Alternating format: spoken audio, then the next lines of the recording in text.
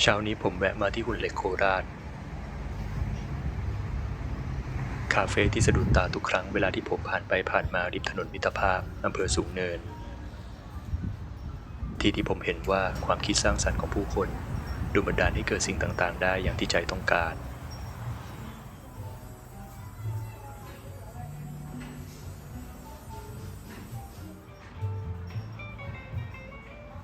และแน่นอนว่าตอนนี้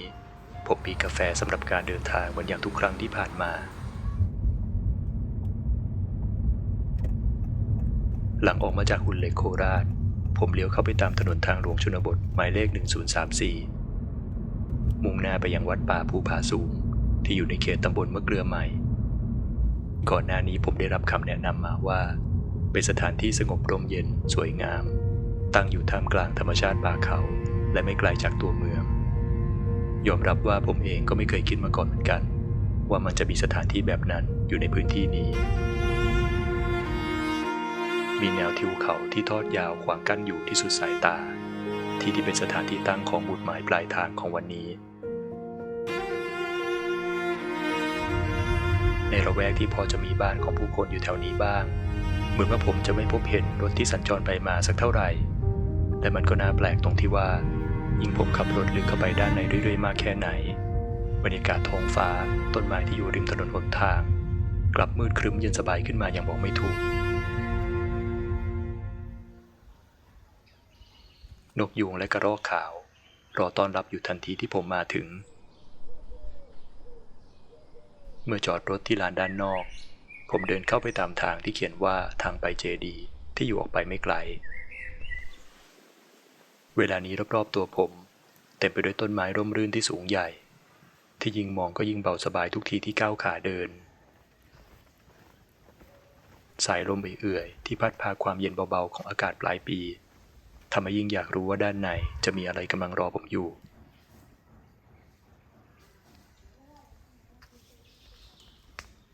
ก่อนทางแยกเพื่อไปยังเจดีย์ใหญ่ผมสังเกตเห็นว่ามีผาอยู่อีกฝั่งหนึ่งจึงลองเดินไปดูใกล้ๆ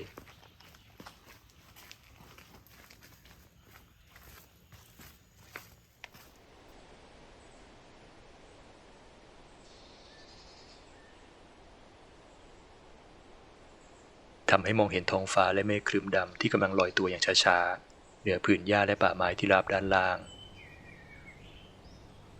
ยิ่งมองก็ยิ่งรู้สึกถึงความหนักแน่นกว้างใหญ่และอิสรภาพที่อยู่ข้างหน้า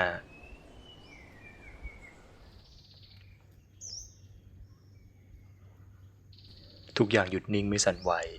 เหมือนมีใครสักคนตั้งใจที่จะหยุดมันเอาไว้ผมเลยอดใจไม่ได้ที่จะขอนั่งดื่มด่ำกับบรรยากาศตรงนี้ก่อนเหมือนเวลาที่ผมเจอปัญหาอะไรที่มันพัวพันยุ่งเหยิงในชีวิตผมก็คงจะเริ่มนับหนึ่งกับอะไรสักอย่างไปอย่างช้าๆและก็แค่รับรู้ว่าสิ่งต่างๆรอบตัวคงกำลังดำเนินไปตามวิถีทางของมัน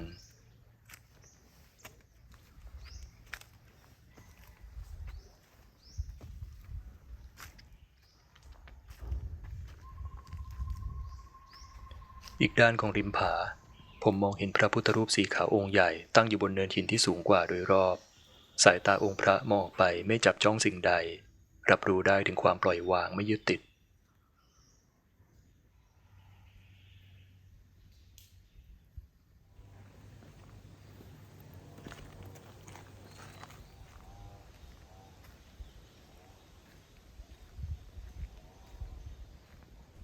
ผมเข้าประตูที่ผ่านมาในตอนแรกเพื่อไปยังเจดีย์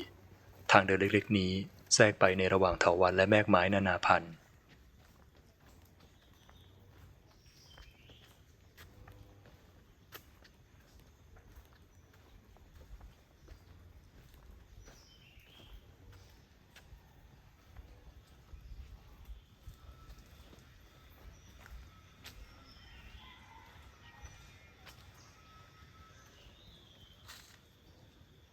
ด้านหนึ่งเป็นผา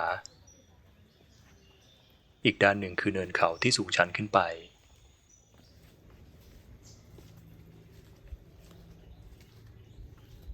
นับเป็นเรื่องดีที่อย่างน้อยนานๆครั้งผมก็จะได้มาเดินในสถานที่แบบนี้ไม่ใช่เพียงแต่ได้รับประสบการณ์ใหม่ๆในที่ที่ไม่คุ้นเคยแต่มันยิ่งทำให้ผมเข้าใกล้กับสิ่งที่อยู่ใกล้ที่สุด แต่น้อยนักที่ผมจะเข้าไปถึงตัวตนที่ว่างเปล่าในสถานปฏิบัติธรรมที่เงียบสงบแห่งนี้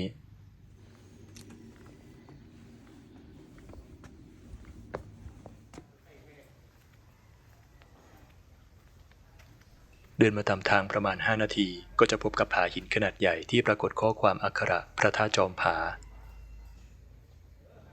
และจุดที่ให้ผู้เดินทางมาถึงได้ร่วมทำบุญตามศรัทธา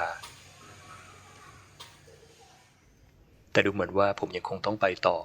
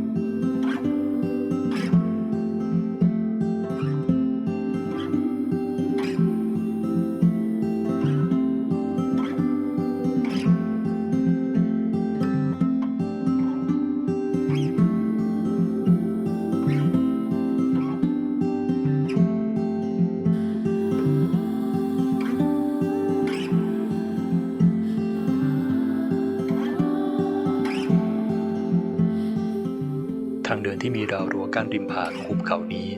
ค่อยๆไล่ระดับความสูงเพื่อขึ้นไปยังด้านบนสถานที่ตั้งของพระบรมธาตุเจดีย์ที่ยอดเขาแต่ก็มีจุดชมวิวให้หยุดพักอยู่ตรงนี้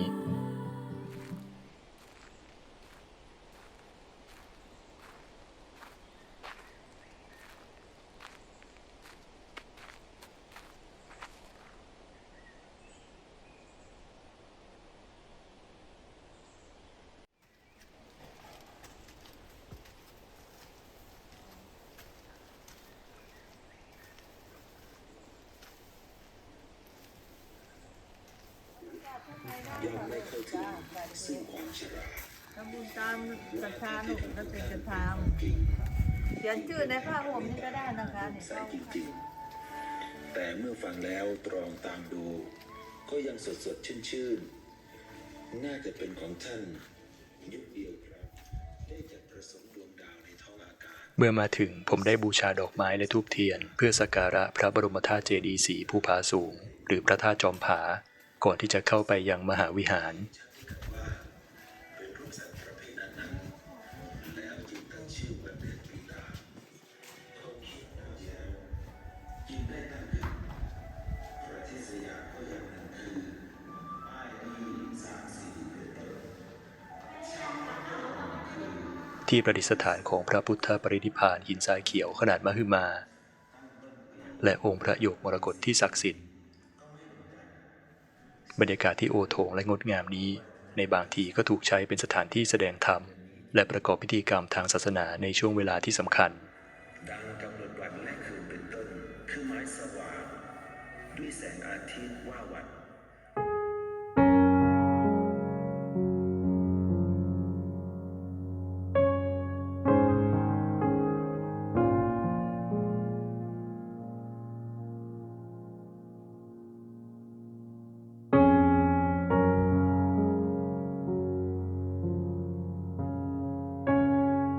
พระบรมธาตุเจดีย์สีภูผาสูงหรือพระธาตุจอมผา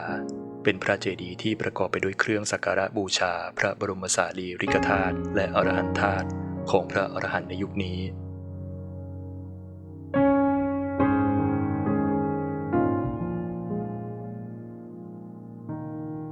สร้างขึ้นมาจากศรัทธาและความร่วมมือร่วมใจกันของพุทธศาสนิกชนในท่ามกลางบรรยากาศธรรมชาติที่สงบและหน้าผาที่สวยงามแห่งนี้แต่เนื่องจากว่าด้านในขององค์เจดีย์จะเปิดให้เข้าไปได้เฉพาะวันเสาร์อาทิตย์และวันหยุดนักขัตฤกษ์ผมจึงทำได้แค่เพียงเดินชมไปรอบๆองค์พระเจดีย์เท่านั้นแต่เพียงเท่านี้ก็ถือว่าผม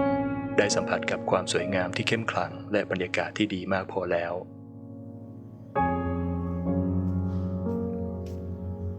เมื่อวนครบรอบองค์พระเจดีย์ก็จะพบกับทางออกอยู่อีกฝั่งหนึ่ง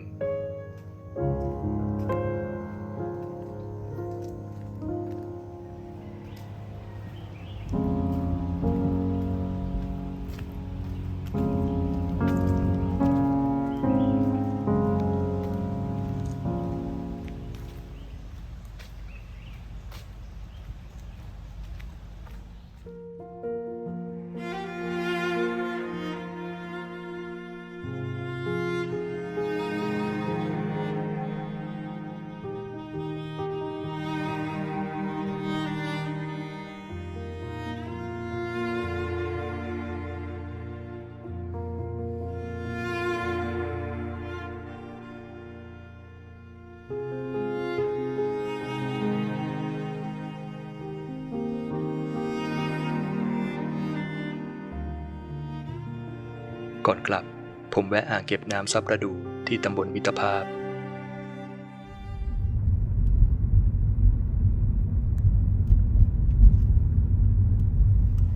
บริเวณนี้จะเรียงรายไปด้วยร้านอาหารริมอ่างเก็บน้ำในบรรยากาศแบบสบายๆ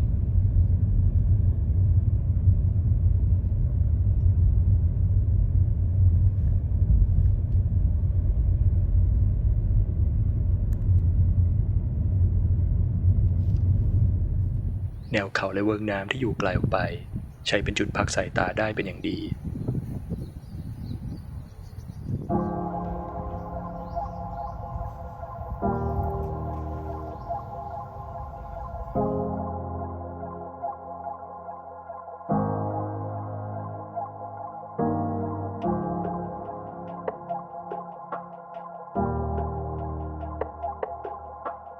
และบางทีก็มีเพื่อนๆแวะมาทักทายผมบ้างแบบนี้มันก็ดีอยู่เหมือนกัน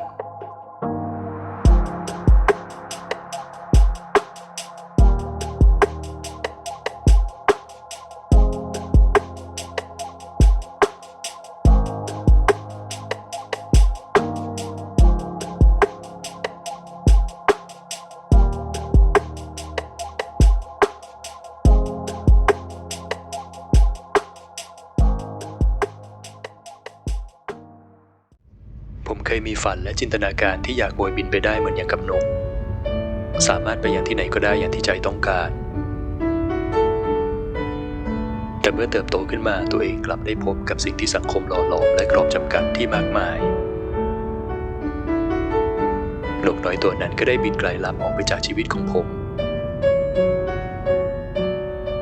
ดูผ่านๆจะว่าไปก็เหมือนกับสิ่งย้ำเตือนเพื่อขอให้ผมได้ใช้ชีวิตอยู่กับความเป็นจริงที่อาจทำอะไรแล้วเป็นที่ถูกใจและได้รับการยอมรับจากผู้คนแต่สุดท้ายมันกลับไม่มีความหมายอะไรเมื่อเสียงเล็กๆที่ดังมาจากภายในบอกให้ผมใช้ชีวิตอย่างที่เป็นตัวตน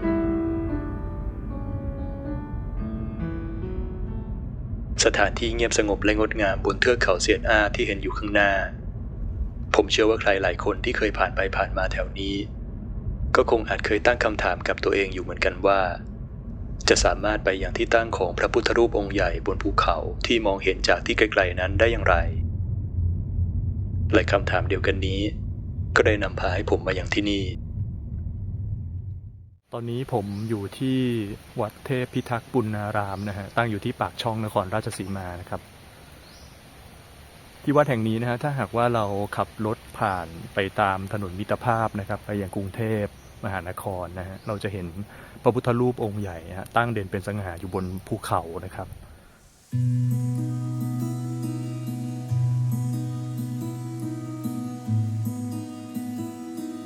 โต๊ะจำนวนมากที่เรียงรายอยู่ระหว่างทาง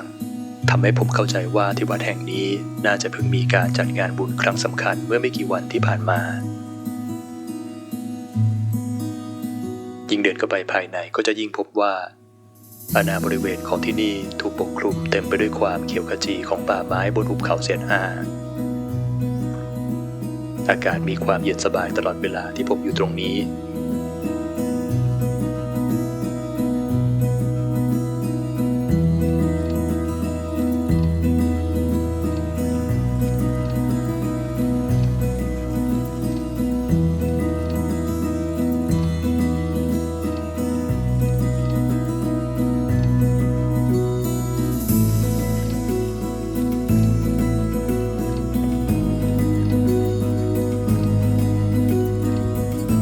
ภายใน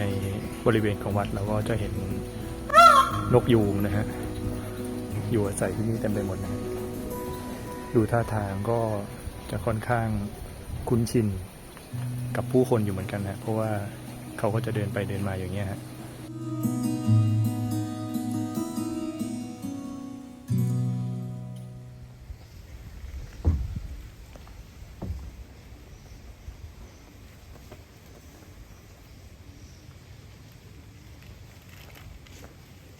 หลังจากที่ไหว้สักการะพระพุทธรูปบริเวณด้านหน้านะฮะเราก็จะเดินขึ้นไปด้านบนนะฮะตาม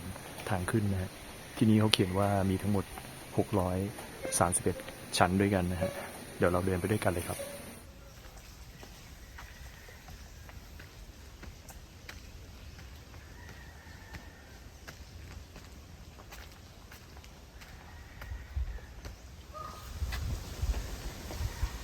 ที่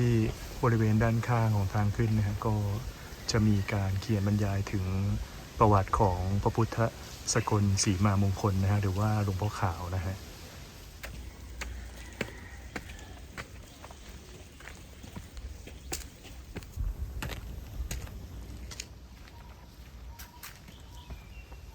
ที่ลานส่วนต้นทางจะเป็นที่ตั้งของพระพุทธรูปหล่ออดีตเจ้าอาวาสและผู้มีดำริก่อสร้างหลวงพ่อขาวและอารามสถานที่แห่งนี้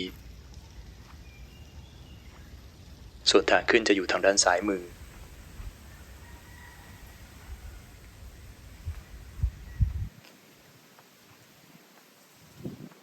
เดี๋ยวผมจะเริ่มเดินขึ้นไปตามทางเดินแล้วนะฮะที่เขียนบอกไว้ว่า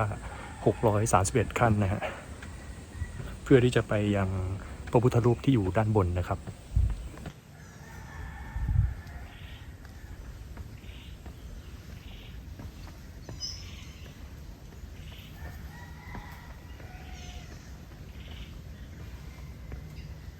ทางด้านริมของบันไดที่ขึ้นไปยังด้านบนนะฮะก็จะมีเป็นศาลานะฮะสร้างเอาไว้ตลอดระยะทางเดินเลยนะฮะเผื่อว่ามีคนเฒ่าคนแก่นะที่เดินทางมาก็จะได้หยุดพักเป็นระยะได้ครับ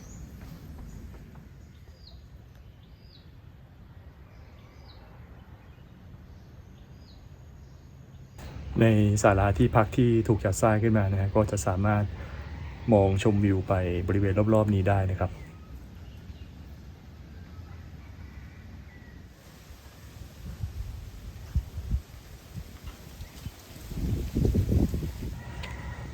ครับไม่น่าเชื่อนะครับว่าตอนที่ผมมานี่เป็นเวลาเกือบเที่ยงแล้วนะฮะแต่ว่าอากาศที่นี่ยังคงเย็นสบายนะฮะผมเองก็ไม่ได้นับนะฮะว่าตอนนี้เราขึ้นมากี่ขั้นแล้วนะแต่ว่าก็จะเดินขึ้นไปเรื่อยๆจนกว่าจะถึงนะครับ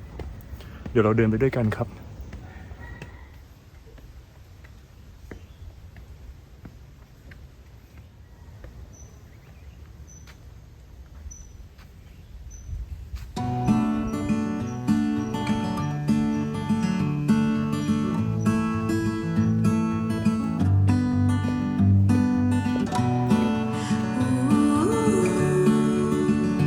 การหยุดพักเพื่อพิจารณาความรู้สึกและสิ่งต่างๆที่อยู่รอบตัวทำให้การเดินทางออกตามหาอะไรบางสิ่งดูมีความหมายเป็นสิ่งที่โลกใบนี้ต้องการให้เราได้เห็นเรื่องราวต่างๆอย่างที่มันเป็นเป้าหมายของเรานั้นอาจจะอยู่อีกไม่ไกลนะฮะ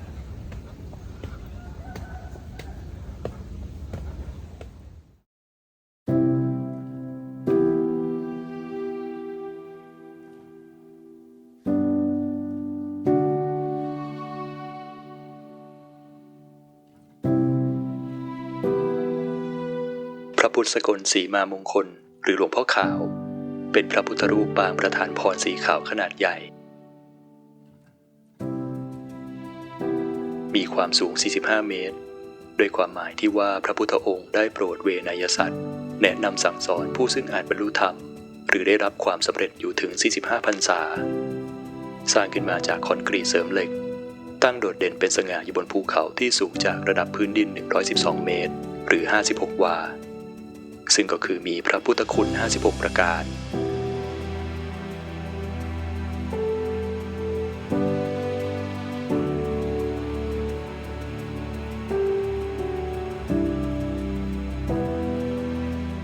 บว่าขาวองค์นี้เราสามารถมองเห็นองค์พระได้แม้จากระยะไกล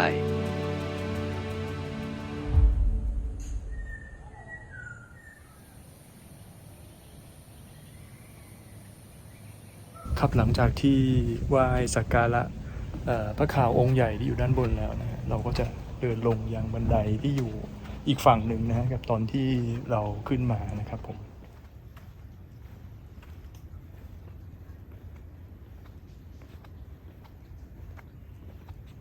มาเที่ยว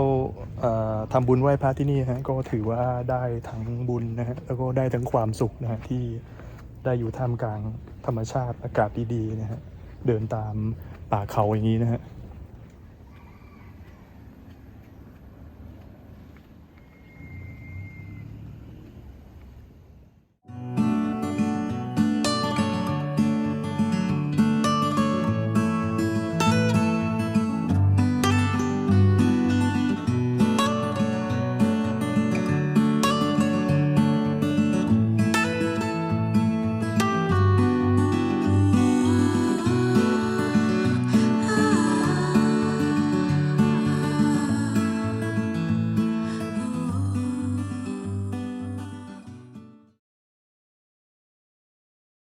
บันไดที่เรากำลังเดินก้าวขึ้นไปโดยไม่มีใครรู้เหมือนกันว่ามันจะนำพาให้เราไปสิ้นสุดลงตรงที่จุดไหนนำทางพวกเราทุกคนเพื่อไปยังจุดหมายปลายทางในที่ซึ่งห่างไกลที่เราเคยจากมาเรียบง่ายกว้างใหญ่ไร้ความแตกต่างคงไม่แปลกอะไรหากในระหว่างการเดินทางบนเส้นทางที่ยาวไกลเราอาจพบเจอกับผู้คนเรื่องราวและความรู้สึกที่มากมายแต่สิ่งที่เราทำได้ก็คงมีเพียงแค่การผ่านมาและจากไปสุดท้ายแม้ว่าในความจริงแล้วเราไม่เคยได้มาหรือมีสิ่งใดเมื่อไปถึงแต่เรื่องมันก็คงมีอยู่แค่เพียงว่าอะไรคือสิ่งที่เราได้ทำสิ่งที่ไม่ทำให้เรารู้สึกเสียดายกับเรื่องราวทั้งหมดสำหรับที่ผ่านมา